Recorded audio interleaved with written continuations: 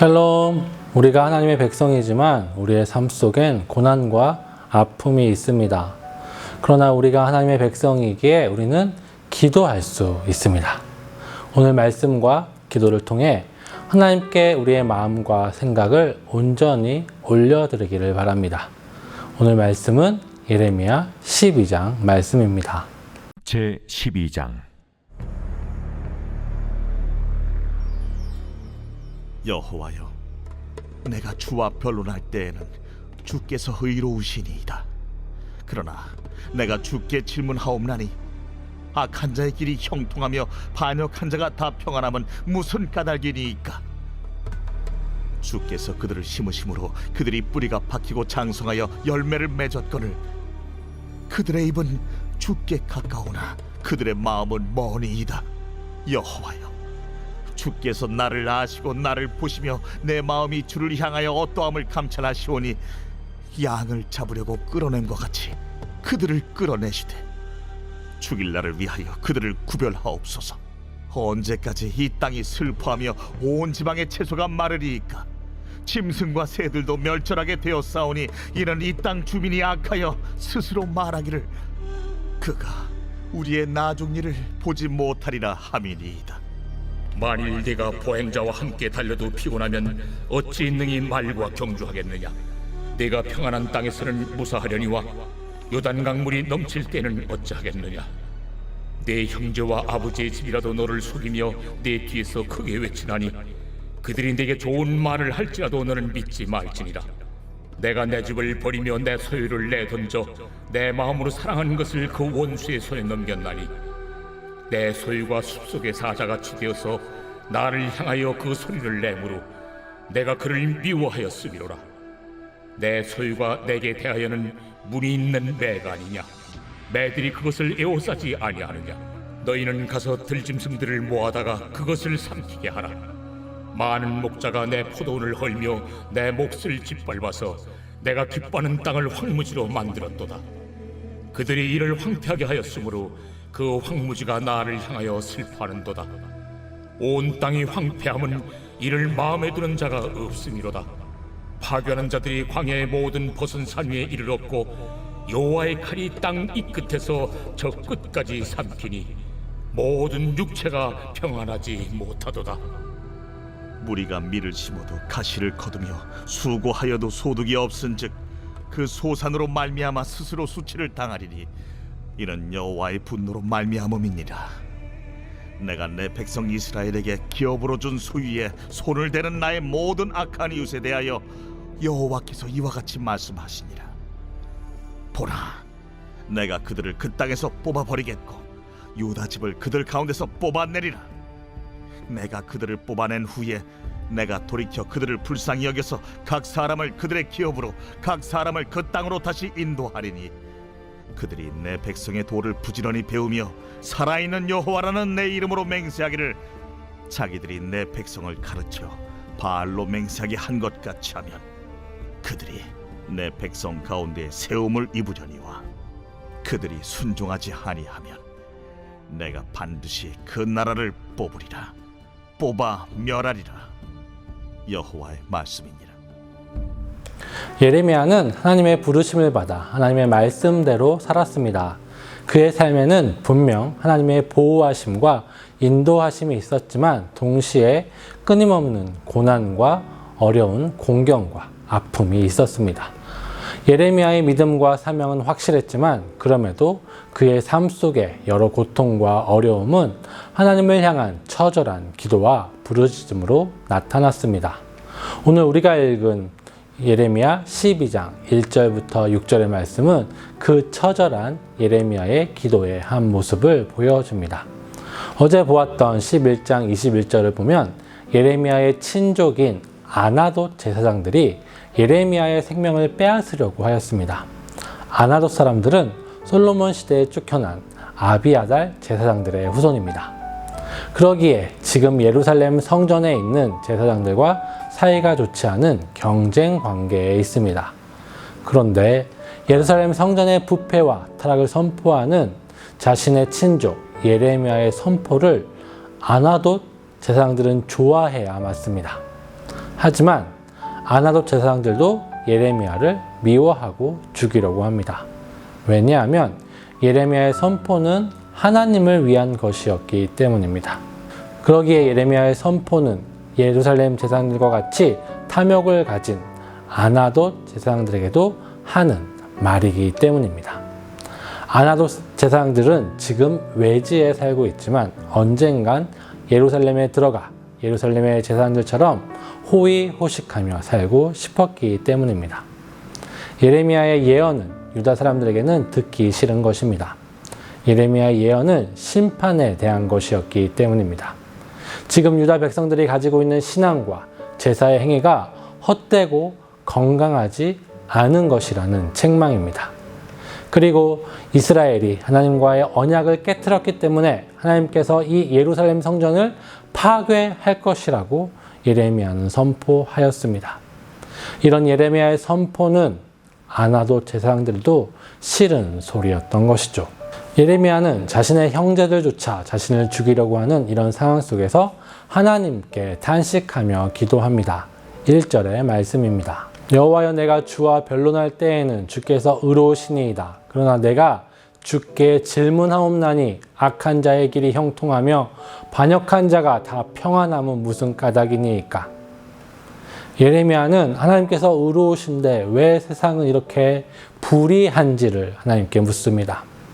예레미야는 자신처럼 하나님의 말씀대로 사는 사람들은 핍박받고 오히려 사람들이 좋아하는 말을 하며 적당히 타협하고 신앙을 이용하는 사람들이 저 예루살렘 제사장들과 아나스의 제사장들처럼 성공하며 더 많은 열매 맺는 현실에 대해서 하나님께 묻습니다.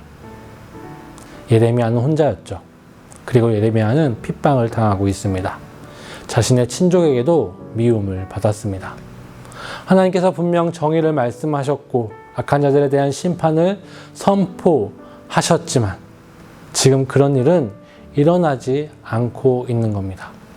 이 죽음의 위협 속에서 예레미야는 하나님께 부르짖는 것이죠. 예레미야는 하나님을 열심히 섬기고 하나님을 온전히 따르며 타협하지 않고 살았습니다. 그러나 그의 삶에는 외로움과 핍박이었습니다. 그러기에 하나님의 정의에 대해서 예레미야는 탄식하며 기도한 것입니다. 예레미야 이 질문에 대하여 하나님께서는 곧바로 응답해 주십니다.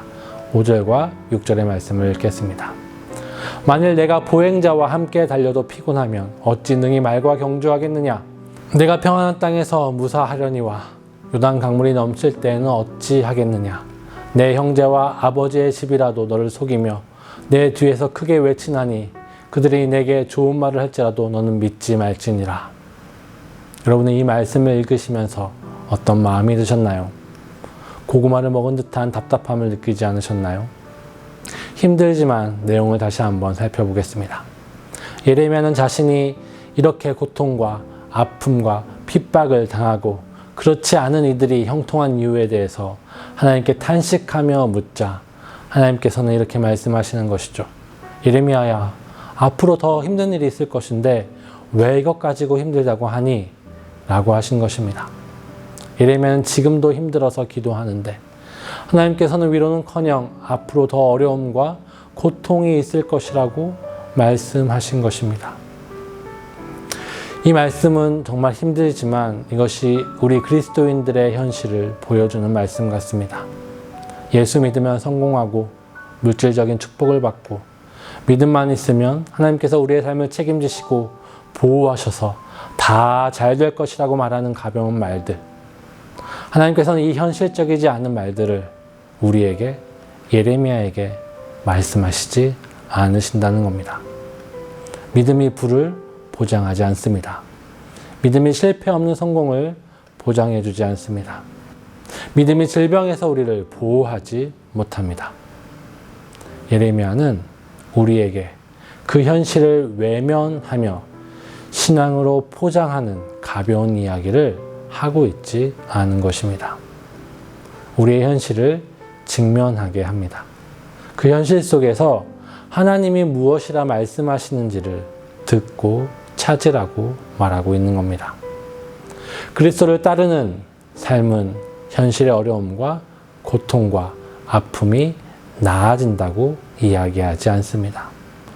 오히려 세상이 하나님을 거부하기 때문에, 세상에 불의가 가득하기 때문에 우리가 그리스도를 따르면 따를수록, 하나님의 말씀을 순종하면 순종할수록, 우리의 신앙이 자라면 자랄수록 우리는 더욱더 힘들어질 것입니다. 더 아픔과 고통이 가득하게 될 것입니다. 그러면 왜 예수를 믿고 예수를 따르고 교회를 다녀야 할까요? 예수를 믿고 예수를 따르며 닮아가면 그 삶으로 인해 세상이 더 우리를 핍박하고 미워하며, 우리는 예수를 닮았기 때문에, 하나님의 사랑을 가지고 있기 때문에 우리의 마음은 더 애통과 슬픔으로 가득하게 될 텐데 왜 우리는 이 믿음을 가져야 하는 것입니까? 라고 반문할 수 있습니다. 믿음은 우리에게 부와 건강과 성공을 보장해 주지 않습니다. 그렇지만 믿음은 우리에게 살아계신 하나님을 만나게 해줍니다. 우리의 신앙은 내가 원하는 것을 하나님께서 해 주실 것이다 라고 믿는 것이 아니죠. 우리의 신앙은 천지를 창조하신 하나님께서 우리의 아버지가 되셨으며 우리와 지금도 함께 하고 계시며 우리의 삶을 가장 좋은 것으로 인도하신다는 것을 믿는 것입니다.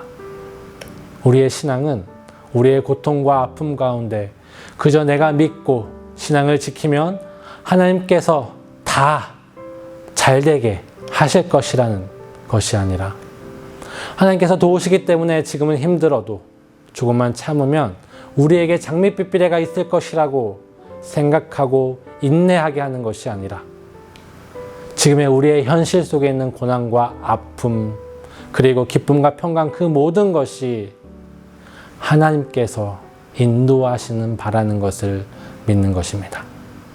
그래서 바울과 같이 내게 능력 주시는 자 안에서 내가 모든 것을 할 수 있었다라고 고백할 수 있는 것이 믿는 자들의 태도라는 것이죠. 믿음은 우리의 삶을 회피하고 포장하는 것이 아니라 현실 속에서 그 현실을 감사하며 기뻐하며 그럼에도 불구하고 담대하게 살아가게 하는 것입니다. 우리의 삶 속에서 하나님의 뜻을 구하며 그 뜻이 힘들지라도 하나님이 함께 하시기에 꿋꿋이 정의로운 길을 걸어가는 것입니다. 예레미야 12장 7절부터 13절은 악한 이스라엘에 대한 하나님의 탄식과 그들에 대한 심판을 말씀하십니다. 7절의 말씀을 읽어보겠습니다. 내가 내 집을 버리며 내 소유를 던져서 내 마음으로 사랑하는 것을 그 원수의 손에 넘겼나니. 우리의 믿음은 하나님께서 하실 일, 당연히 하실 수 있는 그 일을 바라봅니다. 비록 아직 바뀌지 않았지만, 바뀐 것이 없어 보이지만 우리는 하나님을 믿고 살아가는 것입니다. 그 삶이 우리를 더 힘들게 할 수도 있습니다. 하나님께 순종하는 삶, 하나님을 믿으며 살아가는 그 삶이 우리의 삶을 더 어렵게 할 것이라고 하나님께서는 말씀하셨습니다. 하지만 우리는 그 어려워지는 현실 안에서 우리와 함께 하시며 우리에게 이길 힘을 주시는 하나님을 바라보아야 합니다. 우리는 하나님께서 우리와 같이 이 땅의 불의와 악에 대해서 탄식하고 계신다는 것을 믿기에, 이 땅을 회복시키실 것이라는 것을 믿기에 그 믿음으로 살아갑니다. 비록 하나님께서 내게 원하는 대로 해주지 않는다고 하더라도, 하나님을 따르는 삶이 더 힘들고 어렵다고 하더라도 하나님께 붙어있는 삶, 그 말씀대로 살아가는 삶, 그것이 더 나은 삶입니다. 그 삶이 결국 우리를 살릴 것입니다. 살아계신 하나님을 믿으며 오늘 우리에게 주어진 하루를 살아가시는 우리 모든 성도 여러분 되기를 축복합니다.